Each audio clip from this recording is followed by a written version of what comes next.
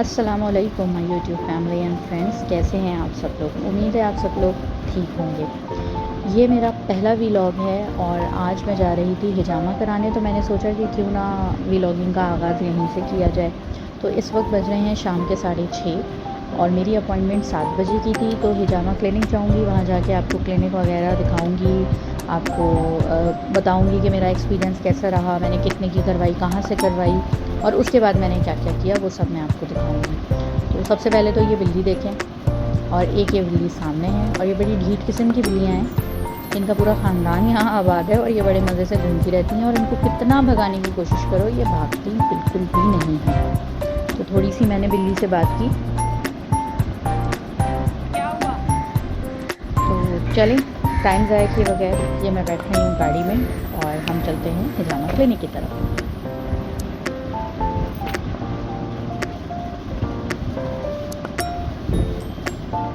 और ये हम घर से बाहर निकल रहे हैं, साथ साथ मैं आपको जो है वो बातें भी करती जाऊंगी और थोड़ा सा आपको रास्ता भी समझाती जाऊंगी, थोड़ी सी गप्पे शप्पे भी लगाएंगे।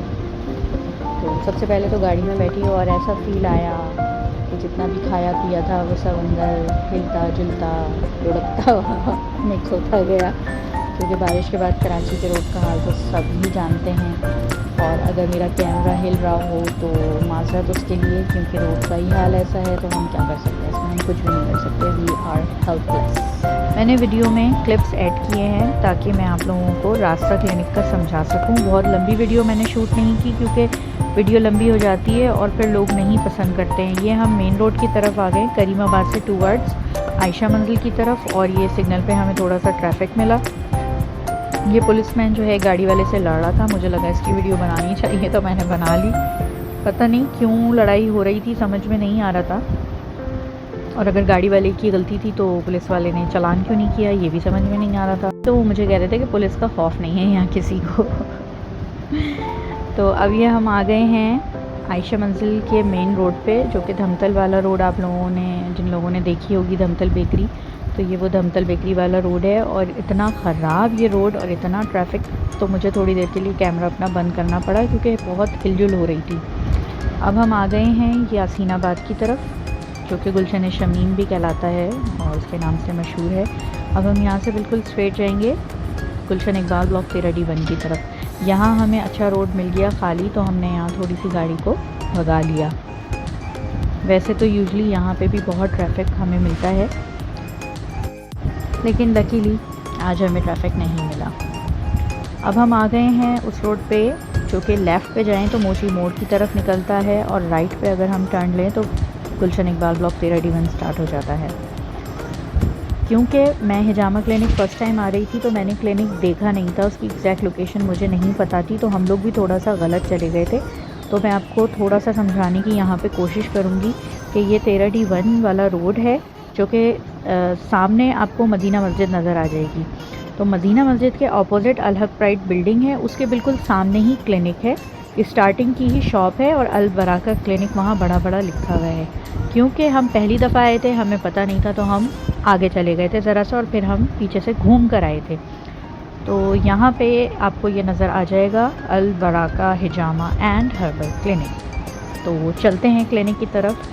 इस एरिया में ज़रा चहल पहल ज़्यादा है, तो पार्किंग इशू है, ट्रैफिक भी रहता है यहाँ पे। तो हस्बैंड मेरे गाड़ी पार्क करने गए थे, मैंने कहा जब तक मैं अंदर जाती हूँ सारी फॉर्मेलिटीज़ पूरी करती हूँ। अपॉइंटमेंट लेकर आई थी तो इसलिए इतना ज़्यादा कोई इशू नहीं था। वैसे तो लोग बगैर अपॉइंटमेंट के भी आ रहे थे, बट मुझे सही रहता है कि अपॉइंटमेंट लेके ही जाया जाए, ख़ासतौर पर क्लिनिक में। तो जैसे ही मैं एंटर हुई, फ़र्स्ट टाइम आई थी, तो उन्होंने मुझे एक पेपर दिया जिस पे मेरी सारी हिस्ट्री वगैरह उन्होंने लिखनी थी। उन्होंने मुझे वेटिंग में बिठाया कि आपको कंसल्टेशन के लिए भी पहले डॉक्टर बुलाएंगी, आपकी हिस्ट्री लिखेंगी, उसके बाद फिर आपका ट्रीटमेंट स्टार्ट होगा। वेटिंग टाइम में मैंने सोचा कि अभी कोई लेडीज़ नहीं है तो इस क्लिनिक का छोटा सा टूर करा देती हूँ। लेडीज़ प्रेयर एरिया बनाया हुआ है इन लोगों ने, बहुत साफ़ सुथरा है। अभी शायद नया भी है तो इस वजह से भी आगे का पता नहीं है, अब ये इसको मेंटेन रखें। ये जेंट्स एरिया है। अगर राइट पे आप देखें तो ये रिसेप्शन है। रिसेप्शन की मुझे एक बात बहुत अच्छी लगी कि हिजामा के हवाले से उन्होंने बहुत डिटेल में अहादीस वगैरह रेफरेंस के साथ पेस्ट की हुई है। तो अगर किसी की भी कोई कन्फ्यूजन है ना हिजामा के हवाले से, तो वो ये अहादीस पढ़ के क्लियर हो जाती है। जेंट्स एरिया में ये एक सीनरी लगी हुई थी और पता नहीं क्यों मैंने बीच में उठ के ये बना ली, समझ नहीं आया। चार्जेस इनके 200 पर कप, टाइमिंग इनके 11 AM to 9 PM। सारी सर्टिफिकेशन वगैरह पेस्टिंग की हुई है इन्होंने, रीज़नेबल पैसे हैं। अच्छा, ये जो पेपर है इसमें आप जो हिजामा करवाएंगे उसकी डिटेल और नेक्स्ट अपॉइंटमेंट की डिटेल लिखेंगे। यहाँ पे आपकी पेशेंट हिस्ट्री आएगी, आपका नेम, एड्रेस वगैरह, और ये है डिज़ीज़ हिस्ट्री के बारे में। वो सब पूछेंगे कि आप डायबिटिक तो नहीं है, हाई ब्लड प्रेशर तो नहीं है, या कोई और बीमारी। ये जो बुक्स हैं यहाँ पे ये हदिया के तौर पे दे रहे हैं हक़ ताला के महबूब बंदे, ये बुक का नाम है। तो एज अ गिफ्ट ये दे रहे हैं, अगर आप चाहें तो रिसेप्शन से ले सकते हैं। टाइम था मेरे पास तो मैंने सोचा कि कप्स के हवाले से इनसे बात की जाए। तो कप का मैं इनसे पूछ रही थी कि एक ही साइज़ आता है या डिफरेंट साइज़ आते हैं और प्राइजेस क्या होते हैं, या अगर डिफरेंट साइजेज़ हैं तो कप जो है वो डिफरेंट प्राइस का होता है या सब कप के सेम चार्जेस होते हैं। तो ये बता रहे थे कि ये लार्ज कप है और ये अभी स्मॉल कप भी मुझे दिखा रहे हैं, ये स्मॉल कप है, लेकिन चार्जेस इनके सबके सेम हैं 200। चाहे आप छोटा कप लो चाहे आप बड़ा कप लो, वो डिपेंड करता है कि आप किस पॉइंट पे करवा रहे हो, उसी पॉइंट पे उसी हिसाब से कप लगता है। यहाँ मैं बहुत नर्वस हो रही थी क्योंकि पहली दफ़ा हिजामा करा रही थी और डर लग रहा था। 7:15 बजे उन्होंने मुझे अंदर बुलाया और मेरी हिस्ट्री लेना स्टार्ट करी। तो यहाँ मैं वेट कर रही हूँ डॉक्टर का। डॉक्टर आ गई थी और उन्होंने मेरी हिस्ट्री लेना स्टार्ट कर दी थी। मैं आगे वॉइस ओवर बंद कर दूँगी ताकि आपको सही तरह समझ में आ जाए डॉक्टर ने क्या क्या। अच्छा, फर्स्ट टाइम है तो आपकी सुन्नत पॉइंट भी होंगी, क्योंकि सुन्नत पॉइंट आपको पता है ना कि जो पीछे बैक पे लगते हैं वो भी होंगी। उसके साथ साथ जो भी आपका मसला है हम उसके पॉइंट्स भी करेंगे। ठीक है। जैसे आपका मसला इरेगुलर हैंड, तो ये फर्स्ट टाइम में इतना मतलब सेशंस होंगे या सेशन होते हैं। जैसे मैंने आपको आज बुलाया ना, मैं आपको 15 डेज़ बाद बुलाया। अच्छा ठीक। तो पर एट अ टाइम हम एक पार्ट को कंप्लीट करते हैं। जैसे अभी मैं आपका बैक का करूँगी तो आप जब नेक्स्ट टाइम आएंगी तो आपका फ्रंट का करूँगी। ठीक है। और सम टाइम इट डिपेंड्स, अगर मुझे पेशेंट बोलता नहीं मुझे आज ही सारे कप्स करने हैं तो मैं आगे पीछे दोनों ही आज कर दूँगी। नहीं आज तो नहीं वही बात है ना, आपका फर्स्ट टाइम है ना, तो मैं आपके ऊपर एकदम से नहीं थोपूंगी। सही है। पहले बैक का, फिर नेक्स्ट टाइम हम आएंगे तो फ्रंट का, फिर थर्ड विजिट में बैक फ्रंट दोनों। ठीक है, ये वाला 3 विजिट्स होंगे ताकि आप भी थोड़ा मुतमईन रहें। एकदम से लगेंगे कब तो आप भी थोड़ा वो हो जाएंगे। हाँ। तो अभी आप मेरा आज बैक का करेंगे? क्योंकि बैक पे हमारे सुन्नत पॉइंट भी आते हैं ना। ठीक है। बैक के जो है पीछे के पॉइंट्स लगते हैं नीचे की साइड पे, जहाँ हमारी ओवरीज होती है ना उस साइड पे लगेंगे। ठीक है। 3 और 2 ऊपर लगेंगे। जब हम टोटल 5 लगेंगे? नहीं, 7 लगेंगे। 7 लगेंगे, ओके ठीक है। कोई मसला तो नहीं है 7 पॉइंट्स में? नहीं। कमेंट्स पढ़े थे आपने? मुतमईन हो गई थी थोड़ा? हाँ, मैंने थोड़ा देखा था। अच्छा, चलिए तो मुतमईन हो गई थी। सही है। बाकी अब एक्सपीरियंस से करके देखते हैं इंशाल्लाह अच्छा होगा इसमें। थोड़ी सी वेटिंग और थी, उसके बाद मुझे अंदर बुलाया जहाँ पे मेरा हिजामा होना था। तो मैंने वहाँ की छोटी सी एक वीडियो बनाई थी क्योंकि मेरे साथ कोई लेडीज़ नहीं थी तो वो मैं शूट नहीं कर पाई हिजामा की क्लिप। फिर यहाँ से हिजामा करा के मैं घर निकल गई थी। हिजामा करा के मुझे कैसा फ़ील हुआ, लोगों ने बहुत सवाल किए, तो उनके लिए मैं बता दूं कि हिजामा कराने के बाद इटसेल्फ मुझे ख़ुद ऐसा लगा कि मेरी बॉडी से सारे टॉक्सिन निकल गए। बॉडी बहुत लाइट थी, पेन कुछ भी नहीं था, हल्की सी चुभन थी और मज़ा आया मुझे करा के। और मैं डेफ़िनेटली दोबारा कराऊंगी और रिकमेंड करूंगी आप लोगों को भी कि आप लोग अलबराका से जाकर हिजामा करवाएं। अब ये हम जा रहे हैं अपने घर की तरफ और मुझे बच्चों को पिक करना था। बच्चे ट्यूशन में थे और उनकी छुट्टी हो गई थी और वो मेरा वेट कर रहे थे कि मैं उनको वहाँ से लूँ और फिर हम जाएँ इब्राहिम की बुक लेने के लिए। ये मेरी बेटी है, इस्लाम का नाम है, ये मेरा बेटा है, इब्राहिम का नाम है। इसकी बुक लेने के लिए हमें जाना था, जो कि इसकी इस्लामिक की बुक है, शॉर्ट हुई हुई है, हमें मिल नहीं रही और हम पूरे कराची में जो है वो बुक ढूंढ रहे थे। फाइनली हमें किसी ने बताया कि इस शॉप से आपकी बुक मिलेगी, आप वहाँ चले जाएँ। हम धक्के खाते हुए, लुढ़कते बुढ़कते हुए नॉर्थ नाज़िमाबाद पहुँचे। इस वक्त मैं नॉर्थ नाज़िमाबाद में हूँ। यहाँ पर एक शॉप है जहाँ पे आपको बुक्स मिल जाती हैं।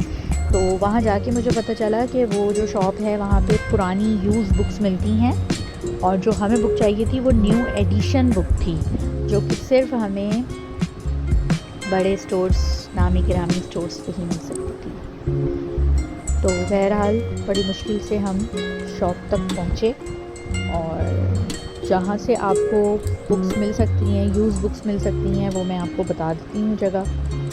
ये नॉर्थ नाज़िमाबाद वाला रोड है जहाँ पर बहुत मशहूर पेशावरी आइसक्रीम है।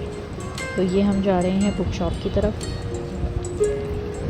चलते चलते चलते चलते चलते चलते चलते पीछे पीछे चलते चलते ये हम आ गए हैं बुक शॉप पे। बुक का शॉप का नाम है ZK बुक शॉप। यहाँ मैंने बड़े बच्चों से पूछा कि मुझे किफ़ायत की इस्लामिक की क्लास 2 की बुक मिलेगी। उन्होंने मुझे बताया जी नहीं, यहाँ नहीं मिलेगी, आगे जाएं। फिर हम यहाँ से निकले और हम पहुँच गए दाऊद बुक टाउन। ये भी नॉर्थ नाज़िमाबाद में है, एक नामी ग्रामी बुक शॉप है। फिर मैंने कहा चलो मैं पहले पूछ के आती हूँ कि यहाँ बुक है या नहीं, उसके बाद फिर मैं लूँगी। फिर ये मैं अंदर एंटर हुई और यहाँ मैंने पूछा और यहाँ आप मेरी एक्साइटमेंट, मेरी आवाज़ से ही पहचान जाएंगे।